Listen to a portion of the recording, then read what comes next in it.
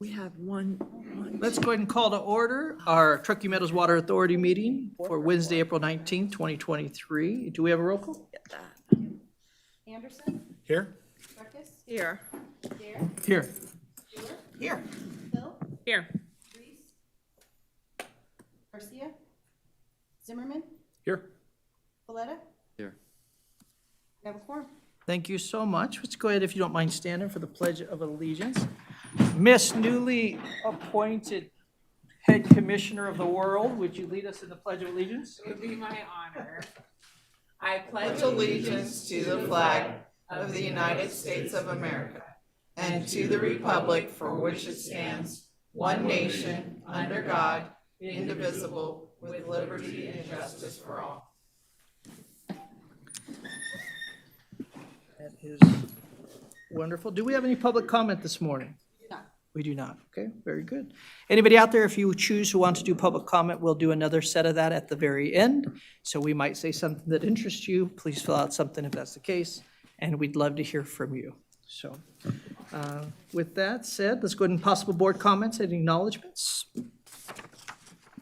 I do want to say that Claire, our new commissioner, Claire Andriola, is not here today, but she'll be here hopefully next time, and everything will be official, but it looks like it's all going that direction, is that correct? Yes, yesterday we nominated Commissioner Andriola to serve on TUMWA. So Commissioner Garcia was just sitting in, waiting to see if she can help, but Commissioner Andriola is really excited to join the team, and she'll be at our May meeting. Wonderful, wonderful. Well, we'll welcome her and have a big party then, so that is awesome. Good to hear. Let's go ahead and go into item 5, approval of the agenda, or any questions on the agenda. Motion to approve. I have a motion. Do I have a second? Second. Very good. Any other discussion? All in favor? Aye. Aye. Any opposed? Passes unanimously, so we'll stick to our agenda. We have the approval of the minutes of the March 15th, 2023 meeting of the Tumwell Board of Directors. Do I have any recommendations or questions? No, I'm happy to make the motion. We have a motion, and do I have a second? Second. I have a second. And without any further discussion, all in favor? Aye. Any opposed? That also passes unanimously. That is wonderful. We're moving right along. We are on now to discussion and possible action and direction to staff regarding the 2023 legislative activities, current bills, and Tumwell recommended positions on legislative proposals. Ms. Stephanie Morris and Leo Dresta. Thank you. Steph Morris for the record. It's a fairly quick update. There's been a lot going on, but not a lot in print. So what I have for you today is our subcommittee met, and at the last subcommittee meeting, there was a motion to recommend a support position for AB 261. And AB 261 is essentially, it requires the governor's office in their yearly report on the state plan for economic development to also consider a statement about how the state can maximize efficient water use and encourage conservation. It also requires regional development authorities to present to the executive director information regarding how strategies for recruiting companies and regional development and how they can also conserve water resources. And so with that, I will just say that we did hit one major deadline in the legislative session, which was last Friday, April 14th, that if most bills did not pass out of the first House, out of committee, that they are dead. There are always lots of exceptions, and there's several bills that have exemptions, but there was about 19 that we were tracking on our list that are no longer on our list. And then in terms of water bills, I would just note that AB 220, which is the SNWA omnibus bill that we talked about at our last meeting, it passed out. There was the amendment to cap, to do the POP cap at 700,000 for population cap, I should be clear, for the additional sections that had to do with tentative and final maps. And so that will move now over to the Senate, or has moved over to the Senate. And then AB 387, which is a bill that proposed by Assemblymember Watts, also passed out. We are working with a lot of folks on that bill. It really is trying to get at groundwater basins where there are multiple basins that have interconnectivity, as well as best available science. And so there's continued discussions, but nothing in print in terms of amendments. And then there's the two Senate bills that we talked about, 112 and 113 by Senator Gogachia, that have to do with groundwater basin management. And they have not yet been amended, but there are, again, lots of discussions. So lots going on, but not a lot of definitive language to share at this point, which isn't surprising. Thank you. We do have a legislative committee that meets, and I just want to Yeah. make sure, do you have anything you want Thank to say? you. No, well, the only thing I would say is that the committee's been meeting. It's been very effective. I know this is Steph's first time, she said, doing that particular committee. She's doing a great job supporting us. And I think we've been able to really have a nice debate. Mr. Anderson's on there, Ms. Hill, to bounce back and forth, and we've taken some good positions, so I feel really good about it. Thank you. Thank you. And I thank you guys for stepping in. In the past, it's something I've been a part of, but I could not do all of that. with Can't do everything. Some of the things that I'm a part Yeah. of with my health and stuff, so. But thank you, I've heard good things, and that's fantastic. I do have one question regarding the conservation of water. I agree, I mean, obviously, we all agree on making sure we take care of water. That's what we do here.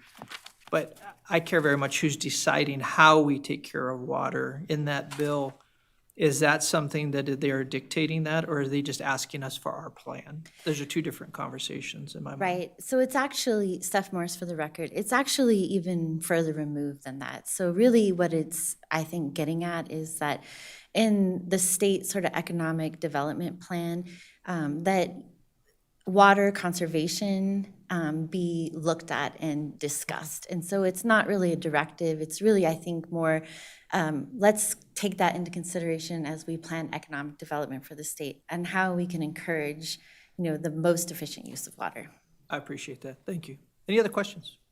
I do have a question. So Steph, if we could just go over that AB 220 again, you said they added the 700,000. So are you saying it's made it clear we are not affected by this bill? That's correct. So, Steph Morris for the record, essentially, it was very clear on the septic tank portion, the conversion, that we were, from the very beginning, that any counties, it was only for counties over populations over 700,000. But there was one section that Mr. Folletta and I were concerned about regarding changes to tentative maps and final maps. And it was really duplicative already of things that happen in our process. But it would cause issues with how TUMWA, in our opinion, how TUMWA takes water commitments and the timing for that. And so we spoke with SNWA, and they added the population cap into that section as well. So it's clear that it does not apply to us. Great. And then one other question, just a note on conservation plans. So going back to before 1990, all communities that get water have had to do a conservation plan and submit that to the water planning, either division or section of the state engineer's office. So we've had that requirement for decades to do this. I don't know if it's still active, if we follow it, if it's just for cities, but I thought it was all water providers, but. So, Steph Morris, for a good point, and I think I maybe wasn't as clear on this as I should be. This is only for one plan. This is for the state plan for economic development. So It's a new idea, yeah. It's already a requirement that they do this economic development, but they're just adding this additional piece in to look at how to maximize efficient use of water throughout the state in light of and through the lens of economic development. Right. So, I mean, we have all been doing conservation plans for a long time, and they're directed by us. It's just we have to do them, but they are reviewed by the state, our conservation plans, so. Wait, I'm sorry. Yes. Are we in support of that?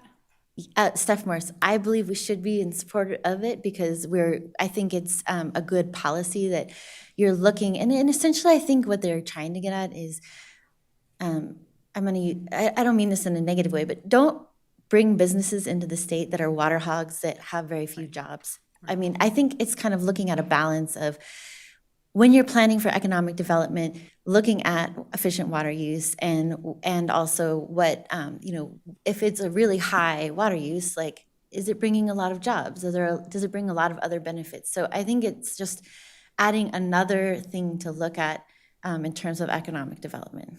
Yeah, I have thought about this for a long time because I moved here in the late 90s from Albuquerque that was in the running for one of those Intel chips, and they got an Intel chip manufacturer because the chip manufacturers need this weird combination of high desert, no humidity for processing, but then, that comes with water, scarcity.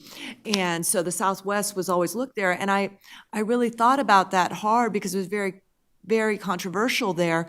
And then I thought about Nevada when I moved to Nevada, and everyone thinks about the Strip and the water use there. But, that's Nevada's economic development. It has been the flourishing of the desert for that tourism. So I think by default, Nevada had an economic development policy, which looks like, wow, that doesn't belong in a desert. But who's to say that was a worse economic development agenda than these chip manufacturers?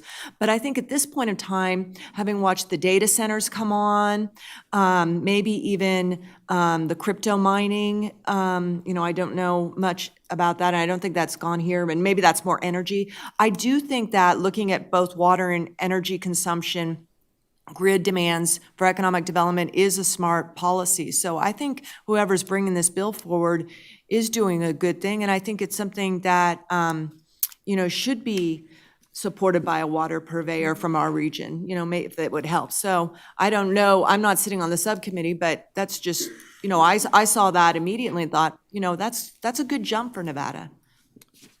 No, I appreciate it. I think it's wise. And I do think we are seeing a lot of growth around here, and what we can do to help encourage the right kind of growth is good. So Thank you. So if there aren't any other questions, the motion that we're looking for is to support the attached bill list that has been approved by the legislative subcommittee, and specifically to support AB 261.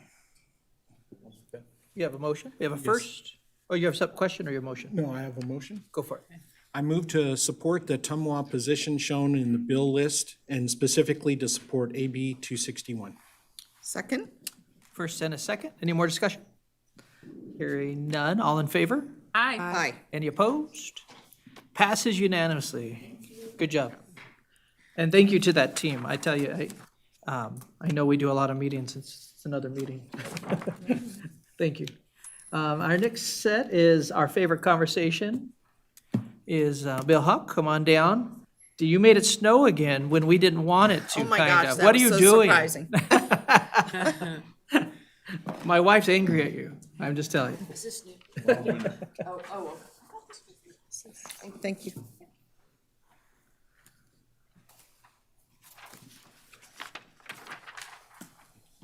All right, good morning, board members. So my friend Jeff Anderson, the NRCS hydrologist, I think summed this winter up best in one word, just massive, while he was writing his report. A tremendous snowpack in February gave way to record precip in March. And as of Monday morning and the official April 1st, snow water equivalent number, we're at all-time record highs as far as water content in the snowpack. In fact, even as of this morning, we're still at like 72 inches of water in the snowpack at the Mount Rose site. And that was only bettered by 1983, where there was 84 inches of water in the snowpack. So there were many new records set all across, the Truckee Basin, the Tahoe Basin. Carson and Walker are even in better shape. Some of those records go back 80 to 100 plus years. This year at Mount Rose was the third highest snow water equivalent in 112 years. Wow. And the Marlette Lake site actually had the highest snow water equivalent in 107 years of record keeping. So truly a massive snowpack year.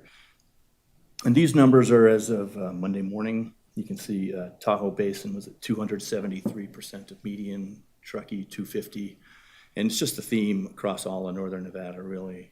Look at the Humboldt, 250% of median. It's really impressive. And as you go farther south, Carson and the Walker Basin are even in better shape, if you can believe it, than the Tahoe Basin. So flooding's really a concern down there. This is a graph I put together using NRCS data and basically shows water content of the snowpack on a daily basis since the start of the water year, comparing this year to 2017, 1983, last year in 2015. And you can see in the black line this year that we blew past 2017, which was our highest snowpack year at the Mount Rose site. Blew past that and even eclipsed 1983. Now 1983 will still is our largest snowpack year because they were building snowpack well into May. So it doesn't look like we're gonna, end up catching that, but you never know. But clearly, water content in the snowpack was significantly more than 17, a heck of a lot more than last year where we had snow in December, and then didn't see any snowfall for 3 months straight. You can see that orange line down the bottom. But anyway, it's just an interesting graph to kind of compare. Real quick on this graph. So looking at that, I think that is pretty amazing, actually. And you're right, massive seems like the right answer. Is there any study or any look at the difference? Because in 1983, we didn't have all of what we do to capture water and that kind of thing. That might be an interesting history for us to look at, and even in our future goals of knowing the difference. So maybe all that snow packed and all that water came through, but the difference between what we do now and then, I'm sure, is quite significantly different. Yeah, we didn't have Troll, but all the reservoirs were there, and the flood control requirements were still there.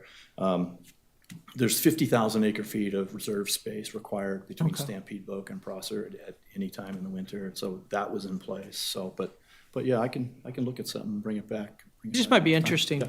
I just, even in planning for the future, I'd like to think when we're done 30 years from now and they look back to today and they're like, well, this is where we were, look what we're doing now. And that's part of what our goals are, so.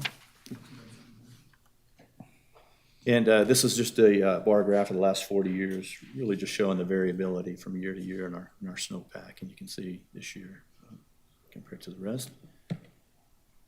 This is a projection, basically looking at possible outcomes for the snowpack from this day forward.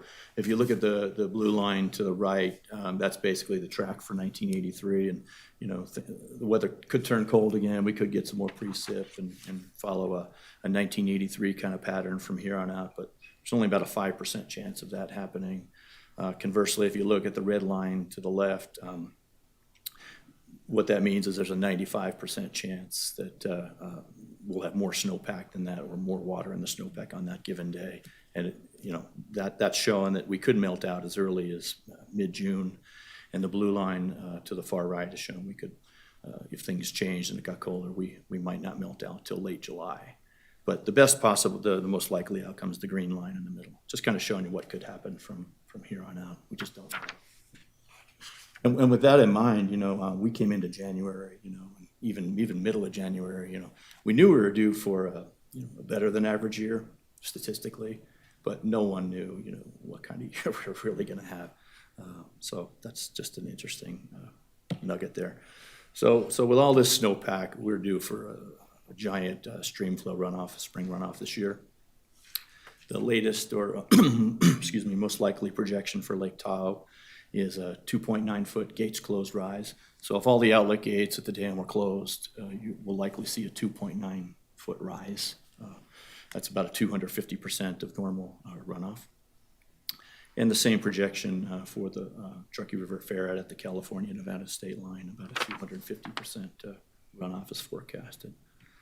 So this is a hydrograph showing Lake Tahoe elevation for the last 12 months. You can see that since last June, we were draining until we got to a low point of about December 1st. And on December 1st, we were about a half a foot below the rim, so there was no water coming out of the dam. But since then, we've gained about 3 feet of storage. And this is really before the runoffs really even occurred. We've had some low-lying snowmelt runoff, but the high stuff hasn't even started yet. So, and the yellow, if you're curious why that's yellow, it's provisional USGS data. They need to go back and QC it. But basically a 3 foot rise, and melt really hasn't even started yet. But it's coming. The forecast for Monday shows river flow is really getting up there. So about 4,000 cubic feet per second by Monday morning. So It's gonna be ripping. And about 3 feet more to come, as you can see in the gray line here, projected from this point forward. Of note, you can see 2017 was a real big recovery year for Lake Tahoe.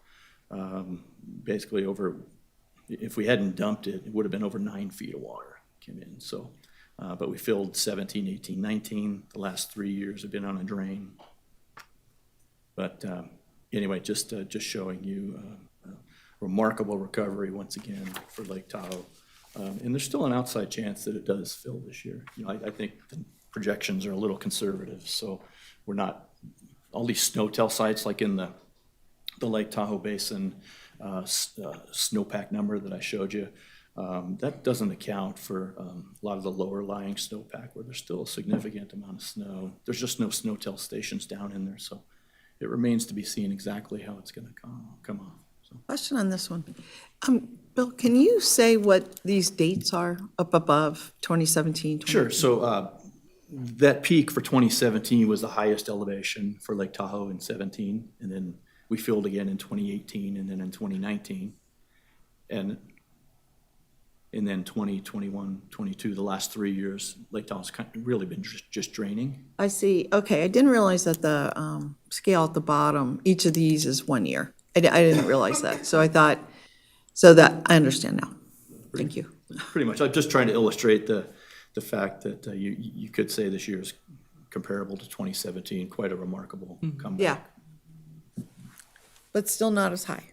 Still not as high, but I think the projections are a little conservative.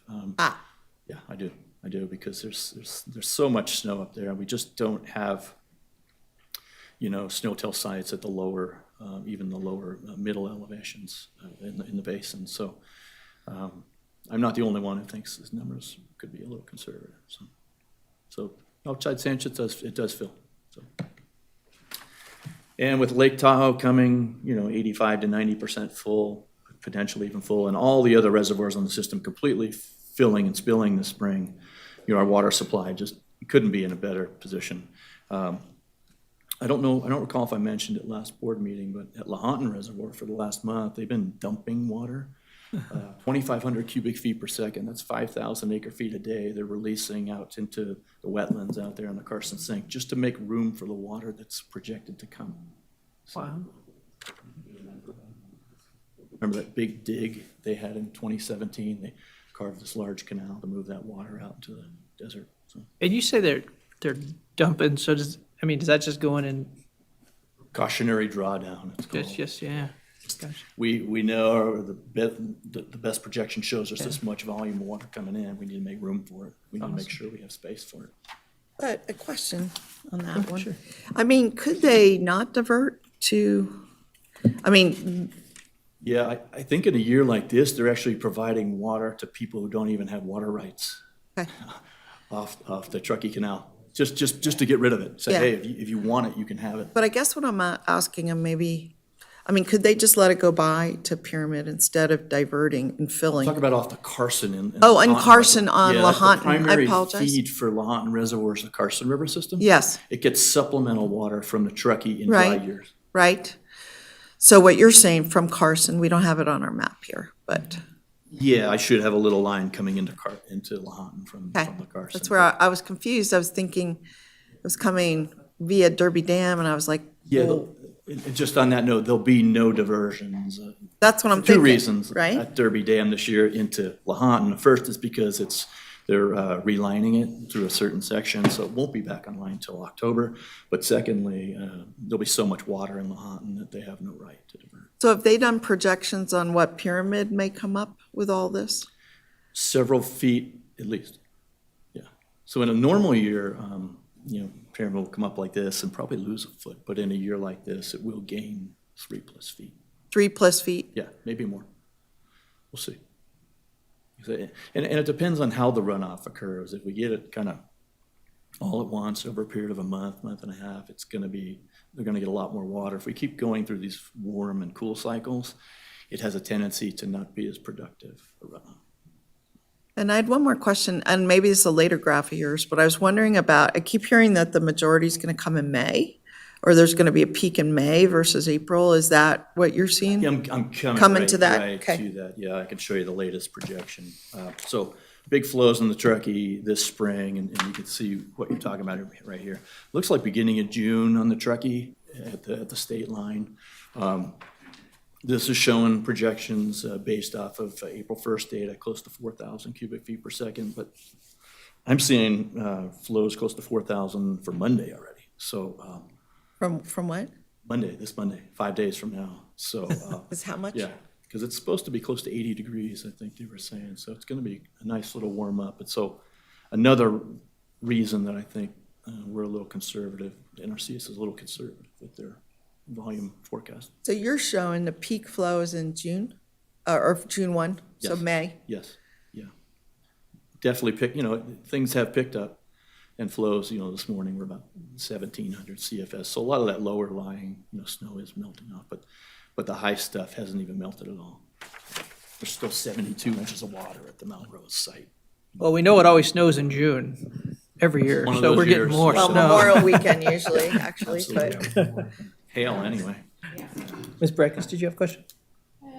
2 Mondays ago was pretty warm, and I represent the district, down by Wingfield Park, and I walked to my neighborhood advisory board meeting that evening at 5, and there was a half dozen people in the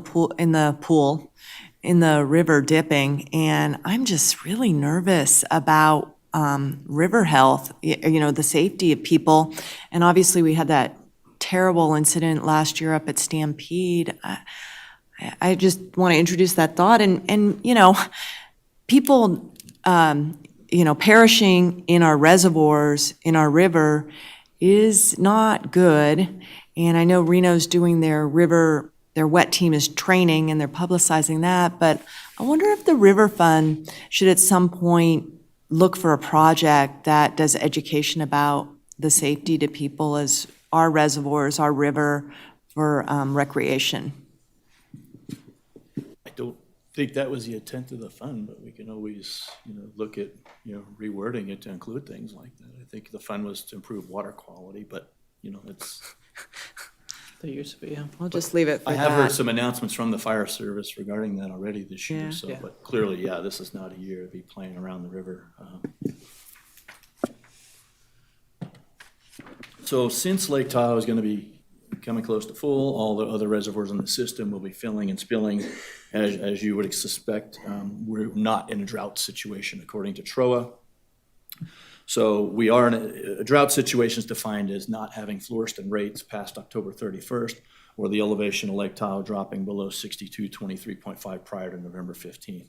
The latest projection for Lake Tahoe is 6227.4 by November 15th, and full fluorescent rates at the state line through the year. So a non-drought designation under TROA took effect last Saturday. And I know, Naomi, you were asking me about whether we're in a drought or not, so. I did ask. According to TROA, we are not in a drought. And according to the drought monitor, only about 23% of Nevada right now is still in a drought, and that is the extreme southeastern part of the state. I think people would be surprised to know any part of Nevada's in drought. In other words, in their minds, I agree. how could any part of Nevada be in a drought after this? But you're saying 25%, you said, or Drought monitor as of last Wednesday, I think, still showed 23%. And 23. the Las Vegas area was abnormally high, so. was abnormally dry? I think it was moderate and extreme. Oh, That area around Las Vegas was considered still extreme, so, but still that moderate and extreme was only about 23% of the whole well, state. just a comment on that. So the legislature, many of them are from Southern Nevada, and they tend to, we tend to bring our world with us. And when they're looking at these water bills or thinking about water, making decisions, that's what they're thinking about. We've heard, should we have a pay for grass removal program here, right? And they think, well, if we're going to be conservative, Nevada's the driest state, we're the same everywhere. And I don't think they understand. This is a great example where we're completely out of drought. They are not. Two completely different systems, the Colorado and the Truckee. It's night and day. So also, because we're not in a drought situation anymore, the administrator, the TROA administrator, the administrator on April 15th makes a determination based on the forecast and projected reservoir storage. And so what that meant for us this year is a conversion of our excess non-firm credit water. That got converted on Saturday to what's called fish credit water per TROA 7B4E. And that's based on the amount we had in storage on April 1st. So on April 1st, we had 32,181 acre feet of non-firm storage. Our base amount is 4,000, so we turned over or got converted to fish credit water, 28,182. But this is a good thing, because we know we have adequate water supplies for the next 2 to 3 years, regardless of the weather. So this is water that the tribe will have to manage for fisheries downstream. They can use it as they see fit. Another component of Tumwa's non-firm M&I credit water is what's called conserved water. This is water that was a portion of the toilet rebate program, the toilet retrofit program back in the 2000s. And so this was an amount of water which it was determined the city saved by converting from high flow toilets to low flow toilets. And we can convert up to, I think it's 385 acre feet a year and carry that over. But when we get in a big year like this, it gets turned over. But it gets turned over to Reno Sparks Washoe as water quality credit water. And they can use that to improve river flows, down through Reno Sparks and down below the sewer treatment plant. Yes, ma'am. Yeah, and I saw this in your, the materials, and it kind of reaches the upper limits of my knowledge of the system. I just want to understand a little bit more about this. And mechanically, does it impact either the discharge permits for the Tumwharf or the agreement that we have sending the water out to the Tri-GID? No, I don't think this would have anything to do with the water we're sending out to Tri-GID, but this is water that is supposed to be used by Reno Sparks Washoe in consultation with the tribe to improve water quality of the Truckee River, particularly in the lower river, downstream below Tumwharf. This is water they can use as they see fit to augment flows in the heat of the summer.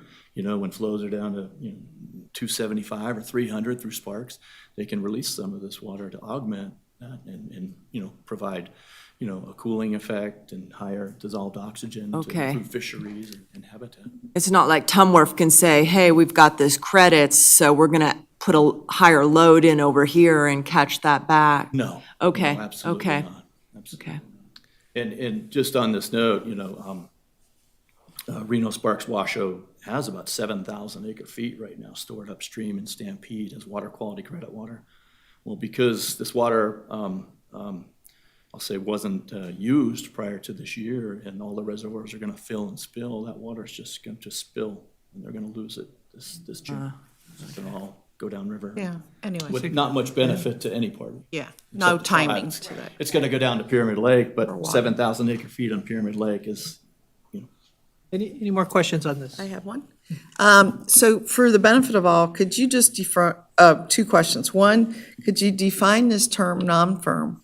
And also, where is it, you mentioned just now it was Stampede. Is it all of the water quality credit waters in Stampede, or are they in other reservoirs? right now, all this water is in Stampede, the water quality credit water, and Tumwa's non-firm. Tumwa's non-firm above the base amount is water that TROA allows us to build up coming into a drought and during a drought that we can use to meet customer demand during drought We'll call it periods. flexible water? It is flexible water. You could say it's flexible. And we have more choices about it? I mean, it's over and above what we need to supply people and water users? Yeah, well, according to TROA, we have to use our Donner Lake water, the top half of Independence Lake, before we can start using the non-firm water to meet customer demand. But this provision in TROA allowing us to build up above the 4,000 base amount is a nice feature. And as you know, you've seen the last couple of years, I've been showing you how our credit storage has been building and building and Yeah. building. And so if we ever needed it, it was there. It's not. And is it always all in Stampede? That's, I'm trying to understand. It can be in other reservoirs. We can build it up in Lake We can Tahoe, count it build from- up in Boca, we can build it up in Prosser, and we can move it around from different Okay. reservoirs. But it just so happens that Stampede is gonna be the last reservoir in the system to fill this year. So all of our non-firm right now, I put in Stampede because it's the safest place. Safest. Thank you. So as of Monday, this is just a quick little bar graph showing you the current storage capacities of all the reservoirs. Tahoe's at 41%, Stampede's at 55% of capacity, Boca's at 79, Prosser 32, Independence 82, and Donner 32. And here's our Tumwa system storage graph. You can see we're down to 32,509 as of Monday. We were up about close to 60,000 prior to last Saturday on the 15th. So that 28,000 got converted, plus the conserved water, that got converted as well. So we're starting out at about 32,500. But going into the summer with Independence filling and Donner filling, we'll Bill, still, could you pull your mic closer? I don't know if that's possible, but it moves. Sorry. Thank you. so going into this summer, we're, probably by July, we'll have about 40,000 built up again once Independence and Donner fill. So despite turning over 28,000 plus, and then the water quality credit water, we'll still go into this summer in fairly nice shape because of TROA.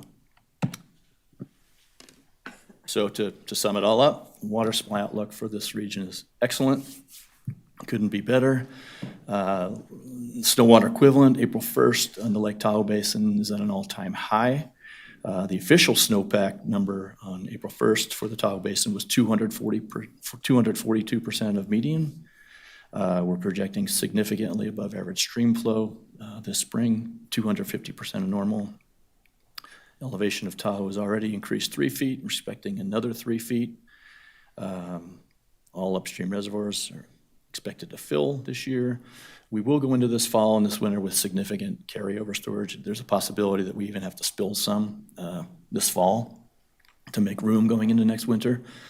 And regardless of the weather, the next 2 or 3 years, we're gonna have normal river flows, so we know where our water supply is coming from. We are in a non-drought designation under TROA. And this means normal water supply operations for us for at least the next 2 to 3 years. And means good things for our hydropower revenue as well. So the hydro plants will be online for the next 2 to 3 years, regardless of the weather as well, except for scheduled outages, scheduled maintenance, which usually take place in the fall. That is a wonderful update. It's what we want to hear. That's definitely a fantastic year. Before we're done, is there anything you want to share? Is this the year to go river rafting? You know, it might be, Maybe not. but But there's a caveat to that. It's not the year to go river rafting from Tahoe City Okay. down to River Ranch. Because it's such a big year and the required rate of flow at the Nevada-California state line will be met from natural flow, there's going to be no releases out of Lake Tahoe. It's just going to be the bare minimum releases out of Lake Tahoe, which the summer months is 70 cubic feet per second. And if you've rafted that portion, you Yeah. know you need 250 to 300 before you're not bumping your bottom on the rocks.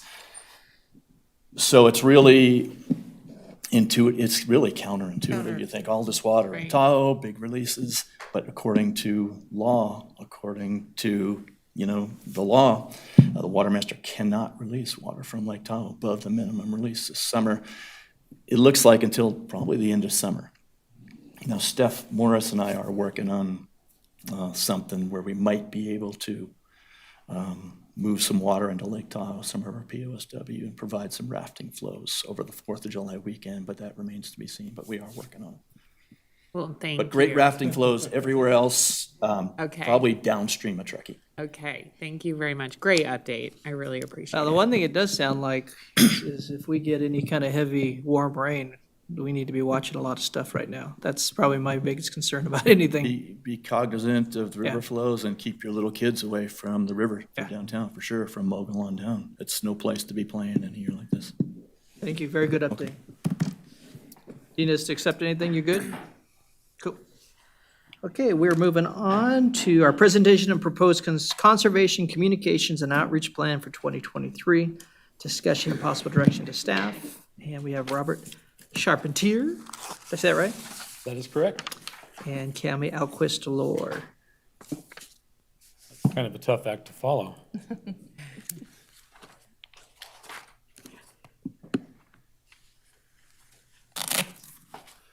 Good morning. For the record, Robert Charpentier, Tumwa. I'm here today actually to introduce Cami LeRae from Good Standing Outreach. Good Standing for the last several months has been walking Tumwa staff, working with the communications team, walking Tumwa staff through our strategic communications planning process And what that amounts to is getting our various functional groups together, asking them what their priorities are for the year, what's coming up, so things we might need to prepare for our customers. Also getting our heads around the water situation and calibrating our messaging for this year, which is definitely different than last year. So the product of that is what Cami is about to present to you. So Cami, you want to start? Great, thank you. Cami LaRae for the record. I'm with Good Standing Outreach. And I have notes because I need them. And because I really don't want to lose any of the context of the work that's been underway with the communication team, which we have a lot of members here. It's myself and Robert, of course, Andy, of course, Marlene Olson, and then Bill and Marcy Westlake, and also Steph Morris. We're all working together every Thursday. We have meetings to go over our communication approach. So I'm going to give you a little structure along the way as we talk about the communication plan on that. We work together as a real team, a real nice team, and it's a lot of fun. Let's see, can I get the, yeah, thanks. If I could just do arrows, that's probably easier, and I can't. Maybe I'll do the mouse.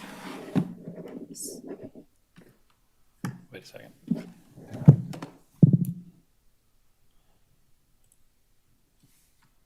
There we go. Up and down. Thank you, thank you, thank you. Okay, so this plan carries forward our messaging framework that we've been using for several years now. It is what's different about this year's plan is that we started examining how the timing of our outreach went, which makes a difference. It's not only about the message or the channel, but it's also about the timing. So we really took a lot of time to look at that, which helped inform our focus for this next year. With that said, we know that there are a lot of other entities that are communicating things about water in our community. So the communication plan also covers sort of who our stakeholder network is and how we identify who we really want to prioritize with regards to collaborations and working together based on the things that those entities might have going on. So this plan is sort of a full circle on all of those topics. This is a review of our topic framework. These are our communication pillars, and they can be summarized into 4 focus areas. We know, for example, that it's a core responsibility to uphold our conservation standards, no matter if it's a good year or a bad year. We know that customer expectations of water quality must be met and supported by data. We know that our customer transactions need to be straightforward and easy. And for the past 5 years, we've also focused on developing TUMWA's water leadership position, raising awareness about how TUMWA stewards its portion of the regional's water supply. So as I said, each week, our communication team focuses on each one of these topic areas, and we look what's going on in the community and what might be going on inside of TUMWA with projects, and that informs our message development. And sometimes it helps develop, potential areas of outreach and collaboration with our external stakeholders. So that's done every week. And then our satisfaction surveys that, we're doing them twice a year now with email in May and in September. And we also review that to make sure that we are incorporating things that we're learning from our customers, and if we have to update our messaging based on what our customers are experiencing. So that pretty much guides how we need to evolve our messages in all of these areas. But as I said, this year, while we know our satisfaction levels are high with the surveys that we get, we wanted to, in our December planning session, go a little bit further and connect more dots on what goes into that. So we went through a customer experience mapping exercise, which tightly aligns with TUMWA's customer-focused vision statement. In this exercise, we pulled from the customer survey the insights that we were given through that, and then we identified the key experiences that we know are important in each one of these phases. Now, not every one of these phases happens in order, but the customer experience mapping exercise was based on the premise that the combined effect of delivering experience milestones like these has the power to increase confidence levels and trust that people have in TUMWA. And if we consistently can deliver upon the experiences or even go beyond expectations, we might even begin to earn the broad support of our customers or even the informed advocacy of them. So it's about developing relationships over time with consistency to establish trust in order to gain support. So we went through and identified where our opportunities are in each one of these phases for the coming year. And that's what this slide is all about. And we're going across all of the customer experience stages. In looking at our outreach initiatives, we'll increase the effectiveness of our conservation education in schools and expand upon TOMA's new customer onboarding materials. Our collaboration work will engage with the Nevada Extension to develop turf alternatives content and also raise awareness about source water protection in our region. And then our cornerstone campaigns will involve multiple channels and tactics to raise awareness about the state of our water, to remind always people about the responsibilities of assigned day watering, and to begin establish advocacy for A+ water as the important long-term water management strategy that it has the potential to be through close collaboration and leadership through the One Water Communication Plan. So the following slides will go into that just a little bit deeper. The new customer onboarding, we have opportunities with the new CIS system to start leveraging it. You know, we're a couple years in now, all the kinks are worked out, and now we know that we have some opportunities to start leveraging that onboarding for new customers because we continue to get a lot of new people moving in the area. So that's an opportunity we want to relook at and make sure that we're using it to its max. For our conservation education to schools, we have an opportunity to localize the materials. We have been working with our workbook provider, and they let us know that we have a blank slate if we wanted to redo all of our our conservation materials. So what we would like to do is include more information about the Truckee River watershed, include more information about source water protection, and begin to educate kids about the value of water reuse. So we'll be beginning to work on that this summer.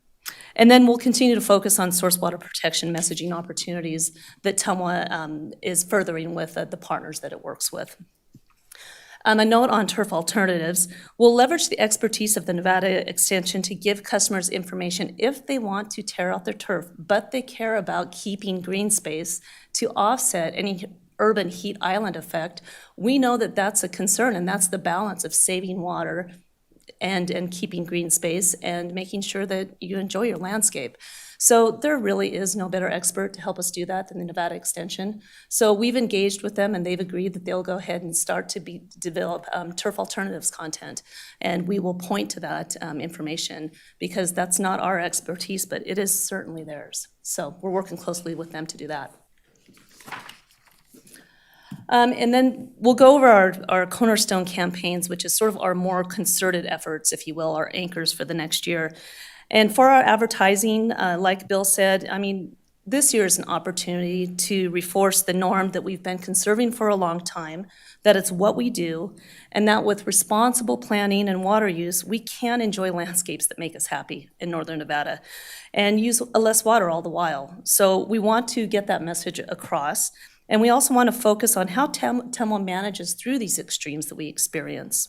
And it's particularly using science and information, which subsequently on the bottom of the slide, you can see that, you know, what we learned in our 2013 surveys, both of them, it was great to be able to move to email because then we could apply additional analytics into the data and begin to do a regression analysis and seeing, you know, if some questions influence satisfaction more than others. And what we found out is that when people are agreeing that TOMWA uses good science and information to make its decisions by, that impacts the way that satisfaction is ranked 66% of the time, which is a pretty big driver of satisfaction. And it's wonderful to get that kind of insight. We did not have that before. So as we move in through these different campaign phases, we'll be sure to leverage how science and information is used in TOMWA's water management approach. Point of clarification, you meant 2022 surveys, correct? 2022 surveys, I said 2023, which we haven't launched that yet, which will be launched at the end of May. Thank you. And it's not 1995 either, and I make those mistakes all the time too. Okay, all right, so that's that. Another cornerstone campaign. You know, over the past several years, we have found that local media outreach efforts did not offset the influence of regional and national media. And it's the challenge is, you know, that local journalism has faced to survive, and in that way, it also impacts TOMWA as well. So you know, as I'm sure everyone noted, you know, through media clippings and just noticing as you're, you know, browsing on your own devices, that our community was inundated by reports that treated drought and water systems as a singular entity in the West. So we are getting concerted, and we are committing to a State of the Water campaign every spring, armed with the end of the year snowpack data. We will set the tradition of holding a State of Our Water presentation directly to the media in April, and then we'll use the month of May, beginning with Smart About Water Day, to blast information out through owned and earned channels, all of them that we have at our disposal. So the way that we'd like to begin to measure this effort, because measurement is important in this kind of stuff, it's sort of those esoteric things, but we want to be able to understand how we're doing. So we created a water literacy quiz, and it's sort of a friendly quiz, but we're going to release it at Smart About Water Day, and then in subsequent Smart About Water Days, we'll release it and we'll see how we're doing, and we'll adjust the message as we go. So this is a new part of our focus, and it's something that we all want to commit to, particularly because the last couple of years we have done sort of a review with the media in the spring to let them know what's going on with water. And it's been pretty amazing that when they're informed and they've got the information at the beginning of the season, they really back off of going after topics that really aren't relevant to our condition. So this builds on that. We've been doing it the past 2 years. It is a success. We see that it's useful with local media, but we have to do more because the regional and national media seem to take control of this topic when, you know, 23 or 25% of our state is still in drought. So we're still susceptible to that influence in our area. And most of the people live in southern Nevada. That's right. That's right. Yeah, and their national public radio station down there is always trying to pull us into their narrative. Yeah, so we're going to go as big as we can with all of our owned and earned channels to get that message out in May every year. And we know that this is a big initiative going on with the One Water Nevada communication plan. And as we work together, you know, Tomo's communication team about a month ago started to refer to a legitimacy framework. And that's some research that was done that looked at all of the A+ water projects across the state of California, the dozens of them, and looked at what went into their success or their failure. And what the research found is that when A+ is established as a legitimate kind of approach to creating water resources, that helps with public acceptance. And this legitimacy, they've identified 3 different dimensions of it. And if we look at what we're doing with One Water Nevada, you know, and being guided by data instincts and the One Water Nevada communication plan, we see that we're starting to, you know, take hold and create messaging in these different legitimacy directions. You know, we know that by a cognitive evaluation that we're identifying A+ water as a drought-proof water source. You know, from a moral evaluation, we're demonstrating that local A+ production can meet safe drinking water standards. We're proving that, and we have proved that. And from a pragmatic value, we're addressing that A+ water has broad-reaching benefit to the watershed as well. So as we move forward and as the project continues to advance, you know, our work with Data Instincts and One Water Nevada, you know, we look forward to, you know, supporting all of that effort. And what is really exciting on Smart About Water this year, Smart About Water Day this year, is that we're launching the One Water Nevada educational trailer. So One Water Nevada will be there, the Nevada Water Innovation Institute will be there, DRI will be there too with their mobile cloud seeding unit, TUMWRF will be there, the Regional Stormwater Committee will be there, the Nevada Department of Transportation and their stormwater program will be there. And then we have all of the organizations around our community that work to steward water, like KTMB and One Truckee River. So we're looking forward to having a really great time. And I think the flyer has been released to you guys. So, but at any rate, it's exciting because One Water Nevada's educational trailer will be unveiled then. Mr. Chairman? Yes. So sorry, I need to leave at 11, but I just, before I leave, I wanted to say a few words. I'm so impressed with this. The actually using survey inputs and listening to customers and figuring out how we can continue to improve and change our messaging. I think it's brilliant. And the turf alternatives is something I really wanted to come to us. So I think that this like version of that, I think is really smart, and to work with the Nevada Extension and the state of our water to the media is really great. And that water literacy will only improve with that trailer being out there, because that also talks about the watershed and not just the A+ water campaign. So great work. Thank you. Oh, you're good. You're good.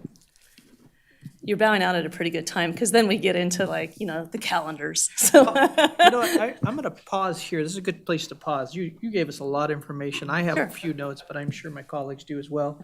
Let's go ahead and just start down here, and then we'll just open it up, and then let's talk about what you did, because I have some thoughts, but In terms of the turf, I think it's time to acknowledge that is a construct related to single-family detached housing. And single-family detached housing is not where Reno's been building post-Great Recession. So that begs the question, what's the alternative? And it's easy to jump to, it's apartment housing, and we just need to have better, approaches there to turf. Well, apartment, multifamily, builders, they go as cheap as they can on the landscaping, unless it's part of a high-level amenity approach. So where does that leave us?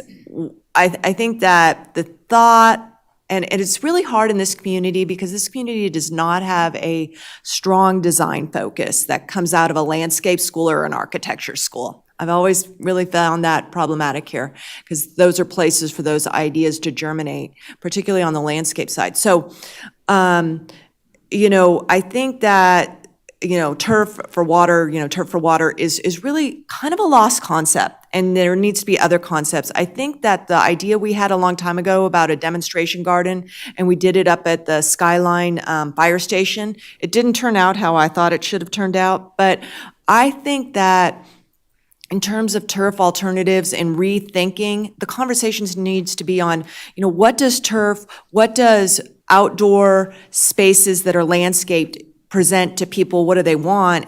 And maybe think about it that way. Maybe there's partnerships for better landscape demonstration gardens at, multifamily developments that are being built for, subsidized resources, and model gardens around somewhere, not on your building that's way out of the way that no one goes to understand what alternatives are in beyond just the turf concept. That one really is not where our society is moving housing-wise, in my view. So and I have another comment, but I'll leave.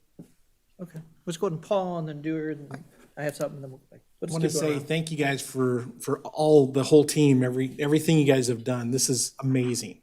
I really love the direction you're going with it, and I think you're spot on. As I've said all along, I really think you guys are on this tightrope all the time of how do you best message, everything from the conservation to we're in good shape.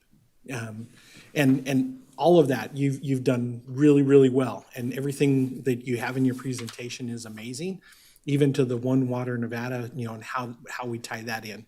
And that's been one of my concerns. It's like, we have tons of water. Why do we need to worry about this anymore? So I think you guys are hitting it spot on. I did have a question going to the Smart About Water or Smart State of the Water campaign.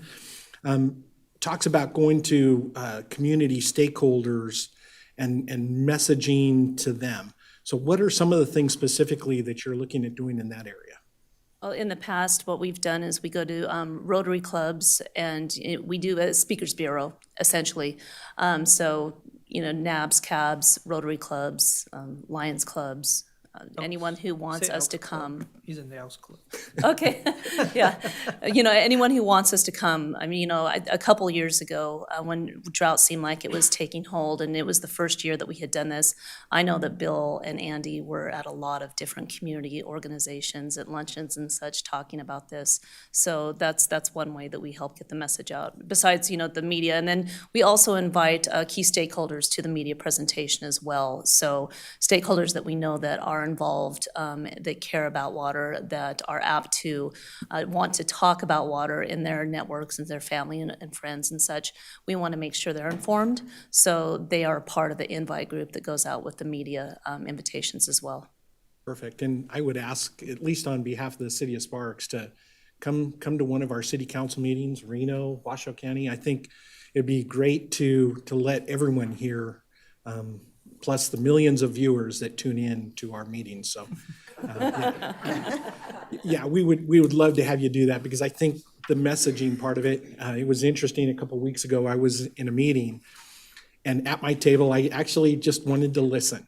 The topic was local water and the concerns and frustrations and the things that people like about the water. The one thing that came out of that was of interest, that maybe you're aware of this and you're already addressing it. I think there's confusion about Tumwa water versus people with their own wells, because that was one of the things that I was picking up, is that people that have their own well are going, oh, I have all these water issues. So our local water isn't that good. So that might be something, the distinction between the difference between Tumwa water and well water. But anyway, I think you guys are doing great, spot on. Thanks. On your speaking circuit, one of the things that might be helpful to send to us is just a contact. We're all involved in a lot of places that we could probably open those doors pretty easily for you, from Rotary to Elks or whatever. But I do think that that'd be a wise thing, that we could open those doors. So, Thank you. Mr. Yeah, thank you. I too really appreciated your approach this year and being so proactive. I think that this state of water is a novel concept. It's in addition to, you've been doing Speakers Bureau, but actually having kind of a pretty big media event, maybe the board's there, staff, partners from other groups that are working on water, and making it a pretty big deal and then continuing it, I think is going to capture attention. It's going to get media attention in a variety of ways. And so that's a new idea that I haven't seen you do, and I think it's a great one. I wanted to mention too, so I've recently been given some talks myself, and of course, being me, I always thread water into it. And one of the biggest ones recently was down in Damani Ranch. I spoke to the Regency HOA, and over 100 people came, on a random Monday, 5 o'clock. I was really surprised with the turnout. They were fascinated with the water. A lot of them are newer residents, come from California, in some of those developments that are the plus 55 and so on. And so maybe we could expand the Speakers Bureau into some of these neighborhoods, and I could certainly help you in my ward know where there might be interest. So I also did one at Ollie, so that's the University of Nevada, Reno program for seniors. And it was less well-attended, probably closer to 50, or 40 to 50. They didn't even pause. They were gobbling up this water stuff, smaller audience, but very, very interested and concerned. Because they've been here, many of them that even know about that program have been here for a while. So longer-term residents compared to shorter-term residents and so on. So I think you do have, beyond the Rotaries and the interest groups, social groups, I think you have some other ways to kind of get at this. One other thing I wanted to mention, so I have kind of a love-hate with the turf.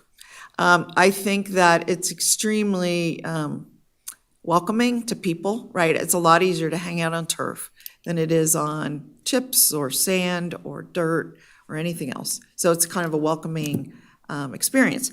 And it is very cooling, dramatically cooling because of the evapotranspiration as compared to other surfaces, which tend to get hotter during the day. So I think we just need to be careful. And not just, I'm very pleased we don't go on a mad dash of tearing out all the turf. But a place where we did that I really think has to be reevaluated is down at our Reno City Hall. We have this big concrete plaza, and there was a little bit of turf around it with a couple trees.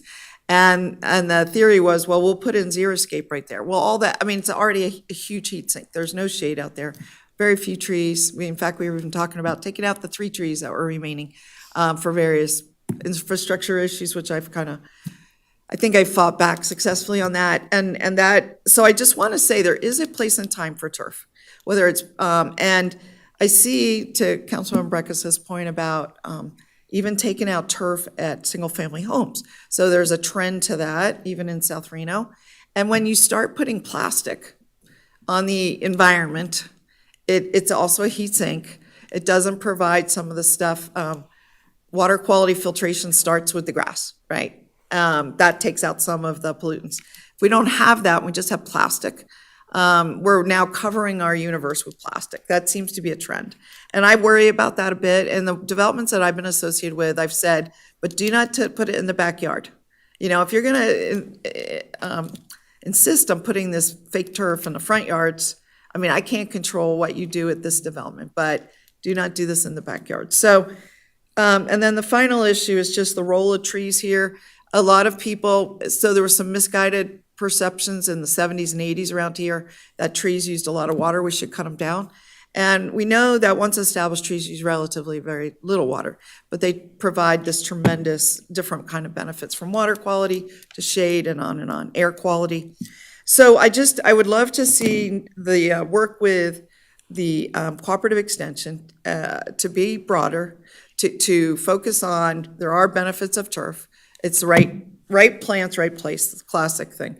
The benefits of trees, the benefits of xeriscape, which are many. I mean, if you put in not just rocks and chips, but actual xeriscape type plants, that could be a huge benefit. So, and the final thing I wanted to say is I haven't seen such a sophisticated analysis as this Cornerstone campaign reuse. It's not in my packet, like I don't have a sheet for this page, but I think I haven't heard these words used: pragmatic, moral, cognitive. I mean, you've taken the conversation and the dialogue, you've elevated the conversation to a level of sophistication that I really haven't seen. So kudos on that front as well. I'll leave it at that. I'll save my comments to the final, if you want to go ahead. Okay, sure. And I echo a lot. You know, I think it's really sophisticated approach. It's very deliberative. The time to spend, you know, on our board, you know, to discuss it is very best practice for an agency, in my view. I do want to send out some of the warning signs that I think about the One Nevada water. And I've been saying these for a long time. And it's maybe because Tumwa's doing so well, so far ahead. I think we were maybe pushed a little bit further to recycle drinking water when we realized that the Fish Springs water, which was prompting all the growth in the North Valleys area, you know, a water importation program, created an effluent problem. And it continues to be an effluent problem that I've been very outspoken about, that Reno is not dealing with appropriately. But, you know, that's going to be the critical piece, financing-wise, to do the One Water. Reno is not doing well on this. They are taking steps backward. It's going to infect One Water. So if I was to say anything, I'd say a little bit of hold, because you don't want to get infected by Reno's mismanagement of their effluent. And here's what's going on in Reno.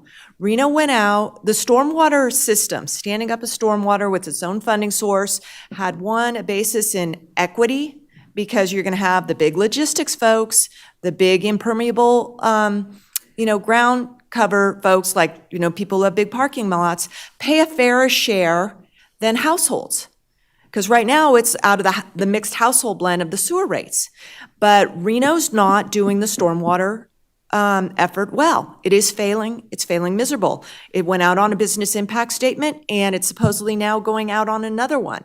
But I think it's being walked or maybe even sabotaged internally, because maybe there's thinking that Reno has enough money in the sewer fund with these escalations. They set rates very different than we do over here. Here we just get the trust of the public and the rate-paying public because we're very fair about how we set our rates. Reno does not do that. They just autopilot it. So there's a lot of distress coming. So I think the stormwater's going down. What's that gonna leave with the obligations to the sewer fund to do TUMWRF, to do what's needed to be done on effluent? And let's just say, you know, you start saying flooding in North Valley, so there's gonna be a lot of anger about Reno's effluent management. So, you know, your partner has the potential to infect your efforts. So I think this body needs to have all of that laid out and understand, you know, what's going to happen and how this could what scenarios you could be looking at here pretty soon. Now, maybe over in Reno, some of the thinking is we can let stormwater go because we have enough funds. But, when you talk about a $90 million reservoir, when you talk about water out to the tribes, when you talk about all the obligations that are going to come to manage that effluent to help your One Water, I don't see the finances coming forward. So one of the things you get to do is look at all of our perspectives and then also our city's perspectives. And so, the one thing I'm going to be careful of, and I say this, that even if I'm disgruntled with Sparks or something, is just keep that in mind. I mean, I say that, I'm sure there's some very valid points to what you share, but at the same time, we're here to represent Reno, Sparks, and Washoe County and what their mass wants. I do want to share a few things. I'm glad we're not doing plastic trees. Could you imagine that? So we never want that. Out of Vegas, I've seen turf. I've had turf parks. We've done different things. And so I do think there's a balance that it is in there that does need to be just kind of looked at, I would say. I do have a few thoughts when it comes to what you're talking about. A+ water obviously is huge. This is what we've been all focused on. It's something that we want to do. I've shared this before, but one thought is to consider looking at it as emergency water. And I say this, and I say it over and over again. If we're trying to convince people the legitimacy of it, that could be a long road. But there's a quick legitimacy for people to think of the future and say we're being smart right now, and we can utilize what's being taught to us out of Southern Nevada, because it scares a lot of our constituents. So if we say, hey, we're going to use this for emergency water right now, get it in place, do all the practice, learn what we need to do, we could put things in place quickly and have it there, and then as we need it, because that's one of the things that I actually would almost say that I would challenge us on when we're looking at the state of water. There's only one word that I don't hear you saying that I like a lot is the word strategic. I know pragmatic might be close, but I don't think it's the same. And so moral, cognitive, those are all wise. I think they're great. But the one thing that I want to do when I'm done here one day and I'm not in office anymore is say that I left this better 30 years, what they're looking at 30, 40 years from now, because we were here, we left them in a better shape than we are now. And that's the one thing, if there's a message that I would ask to find a way to put in there, to consider. And you might already have it in there, it might be piece of this, but I don't think it should be a piece of it. I think it is, at least for me, one of the main messages out of my heart. Actually, it's a center pillar of how we are conceiving of the communications around One Water Nevada, because it's, as you saw often hear Andy say, the best time to plant a tree is 20 years ago, and today it's the reason we're in such good shape now is that this community is always thought forward. So much to the spirit of what you're saying, that is how we're constructing our communication strategy around that. I'd say this, I'd like that to be a fourth line up there, that's all I'm saying, if for me. If I'm standing there, all these things are, and I agree with moral, cognitive, it's educational, and the more we can do. The other thing that I would think, and I just want to encourage you, I think you're doing the right thing in coming and helping train this generation, let them understand what we're going through, because that is one thing that they tend to not. So I think that's a great idea. I'd encourage whatever we need to do to help them understand the big picture, but make sure we bring it home. What does Truro Agreement, what does this Truckee River, what does watershed mean? What does this mean for us? So as they grow up a little bit, it helps save us time. They know what's happening. They can even inform their parents, because I'm not saying adults don't learn anymore, but not like kids do. And so it's actually, I think, a very, very wise thing to look at. I like your approach. I think all those things are good. But I just really like the strategic word. I think that's important. And then the last thing that I would just say, it's something I brought up before, but I still think you'd be wise. When it comes to us retraining our community, when we talk about drought, I think we always have to talk about storage. And I think we need to train our news and our media to make sure that when we talk about that, they can talk about that it's not raining, that's fine, but also give the other piece of the puzzle. Because if you don't, it's like talking about someone who makes money, but they spend this money. It doesn't make any, the balance of that is where the best education comes, is so they understand, like, we just say we're going through a time of difficult, we're not getting rain, but we still have this much acre foot, then they can be at rest at ease. When you need to get in trouble is when you don't have that. And so if that's a part of the education, that's good, but I would bring it to a place that's really clear, because I even think if the news is gonna, if we're gonna give information to the news, give both of those pieces. This is how much it rained, and this is how much storage we have, and really push them to put that out there. So the more we educate that, the more, I think the more what you said is right. Everything comes down, they trust where we're at, they trust what we're doing. So those are my thoughts, and I know there's quite a few off of this board. Is there anything else said before we're done? Thank you. I know we could probably sit here and talk all day long. We don't want to do your job, but these are things that we do think about. We very much are all here because we care about this conversation. Great, thank you. Yeah, and not just, in your packet, you have an overview, a calendar overview of our activity during irrigation season and off-season. You also have a stakeholders map, which I think I need to add that UNR aging group in here, to your point, Councilwoman. Yeah. And, but in this stakeholders map, we identify the different types of stakeholder groups. There's a lot of them as a community water utility company. And then we also highlight those that we know are active now and will be active with regards to water resource management. A helpful way to look at all of those is to sort of take an understanding of those that are active.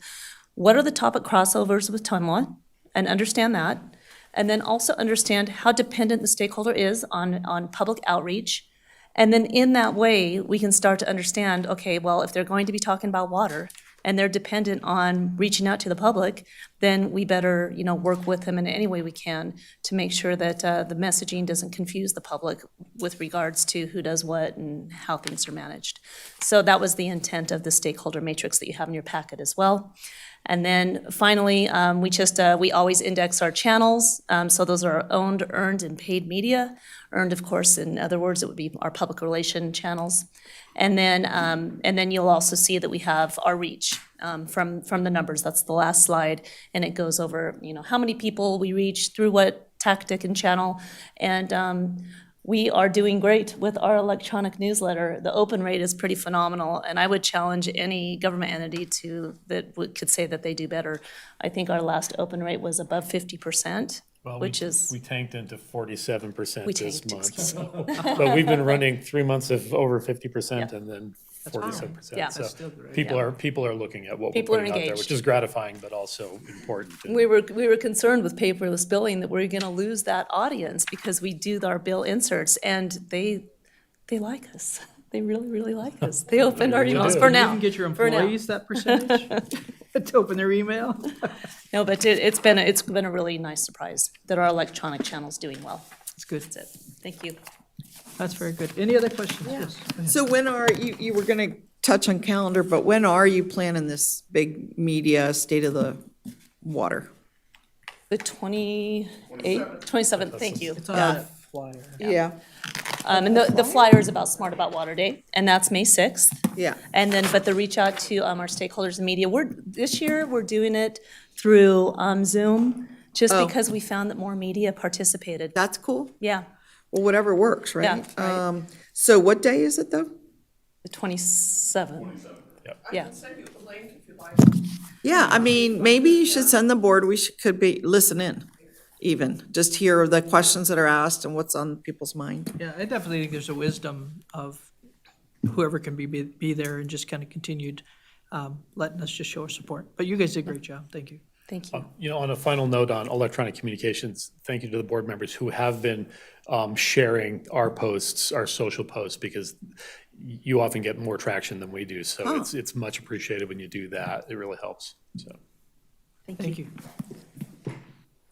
Okay, that was a fun conversation. Over to you in our general manager's report. Thank you, Mr. Chair. So first of all, Smart About Water, even if you can't attend that day, please promote it through your channels because our team puts a lot of work and effort into that, and it's great to have a good turnout. And thanks to the City of Reno for letting us use the California building. That's a great venue, great location. Second update for the board is we are working with a company called HomeServe. They're a company that offers warranties to homeowners for private sewer and water line repair and replacement. It's a program endorsed by the National League of Cities. And so what Tom was doing is working with HomeServe to communicate with customers that there is this warranty service out there in case they want to use it. I just want to say something on that. I've known this program for a long time, and they have a few different levels, and this is actually fantastic, especially The ones who get hit with this the most and the hardest are most vulnerable, truthfully, because something breaks and they do not have a reserve to be able to fix that. And they think that it's your responsibility or somebody else's. So this is something that's fantastic. So very good. Yep. And then just some recognition for a few of our hydro generation employees. So a few weeks ago, they noticed a vehicle that had ran off the side of the road. Vehicle was still running, wheels were still turning, so they stopped. Happened to be a medical emergency. The person inside the vehicle was having a kind of a diabetic issue, so they were able to get the vehicle stopped and call emergency personnel to help that person. So I wanted to give some recognition to Aiden McNerney and Josh Gertzma. I mean, it just shows the type of people we have working at Tumwa. They really care about the community, so thank them very much. And then a few months ago, you recall, we recognized Janet Phillips just for all the work she's done with water resources in the community. So our crews, we coordinated with Brent Eisert, a former Tumwa employee, and our crews went out and helped him with a small boulder that they wanted to put next to the trail. That boulder will eventually have a plaque commemorating Janet. And once that's up, I'll get a picture to share with the board. But again, the crews that were out there helping with that, Victor Rosales, Lance DeMartini, Jason Juliot, and Chance Henderson. So thanks again, guys, for doing that work. And then also I wanted to recognize Gina Martin to my far left and Melissa Mendoza to my left, who've helped out over the last few months and have run this board meeting. So thank you very much. Good job. And then just lastly, our next meeting is at a different location and a different day of the week. So it's at the Washoe County Commission Chambers on a Thursday instead of a Wednesday. So can you tell us what actual day that is? It is May 18th. Okay, so May 18th, That's And a it, joint one. and it should be on your calendar it is, but And- it's at Washoe County. at Washoe County on a Thursday, yes. And then our next Welcome back. our next meeting, oh, sorry. Our next meeting after that will be on June 21. It'll be back to the Back Wednesday here. date, Okay, yes. okay, gotcha. Oh, wonderful. Yeah. Thank you. Any questions for our manager? Okay, very good. Let's go ahead. We have any public comments? I see none. Any board comments or requests for future agenda items? Yes. Thank you, Mr. Chairman. With the new board coming online, I was hoping we could have the bylaws on the next agenda so we can all get on the same page on what that looks like. I can't even find them online, but they may be there, and I don't know where the right place to look for them is. Understood. And we'll get them out ahead of time. The one thing I would say, if we're going to do that, and I only say that for sake of our meeting, make sure we all read them ahead of time. Yeah. Sure, sure. If there's questions or marks, so that in that meeting, we don't have a 3-hour meeting, because that's going to Agreed. be, could potentially open up a few things. But I think it's a good idea. Yeah, we can do that. For the May meeting, it might be too much because we have third quarter financials, the budget, and then also general counsel interviews, but we'll weigh it. It might be the next meeting, but we'll get it on there. So the May meeting is really going to be a longer meeting. It's not just a budget meeting. Correct. We normally try to keep it very limited just for the budget, but we'll also have 3 candidates for the general counsel for the board position for this board to interview and select. Interview at that meeting? Correct. So, just a thought. I mean, how much time do you have scheduled for the meeting? 2 hours? Yeah, it's the normal 2 hours. And do you think the legal will take like an hour?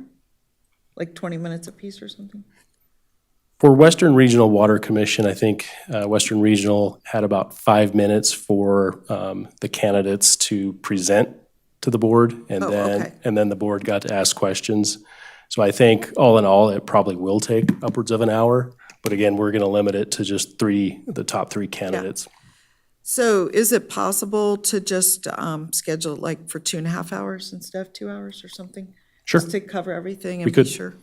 Does that work? It'll work for me. We'll do we'll push for 2 hours. I don't like 2.5 hours. We'll push for 2. If we need to do longer, we'll look at it. But obviously, the one thing we want to give everyone opportunity to share what needs to be shared. But it is a joint meeting, and with that said, What is it? It's a joint meeting with Western Regional? does, No. No, it's not a joint meeting. not a It's joint just meeting. the Spark City Council chambers were taken Oh, for that okay, day, so we gotcha. had to do it in Washoe County. But what Western meets beforehand that morning. Yes. Yeah, Yeah, they meet Gotcha, at okay. 9, yeah. and you're saying they're going to have a very short meeting. I don't know what Western Regional, that they always try to end by 10 o'clock. Yeah. We at Tumwa try to keep our May meeting, the agenda items limited because we want to save time to make sure we have enough time for the final budget approval, which has to get done in May. And then we'll also have enough time for those interviews. I'd prefer to keep it 10 to 12. Like I said, if we need to crunch or whatever, it keeps us all on track, so. Do you know if Western Regional is in Washoe County also? I believe they should be. They always try to coordinate. Could Okay. I ask Yeah, something?